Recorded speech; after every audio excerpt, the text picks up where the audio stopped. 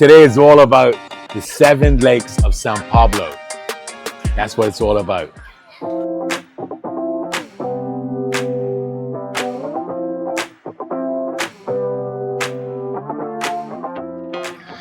This is what you call gorgeous. This is what you call life. I mean, this is what really the Philippines is all about, is nature. And this beauty right here. I mean, look at this lake right here. It's absolutely gorgeous. And of course, it's an easy name to remember, Yambo Lake. And it's obviously dead flat, and seeing the huge coconut palms in the background, mango trees, just nature at its best.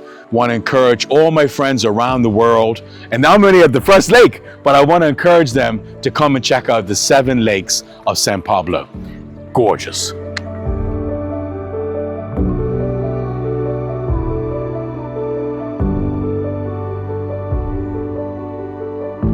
Hey guys, this right here is cool.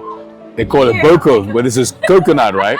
Fresh coconut. On the way driving here, right? It's a long drive to get here. You see the coconut plantations, and coconut is like the national tree of the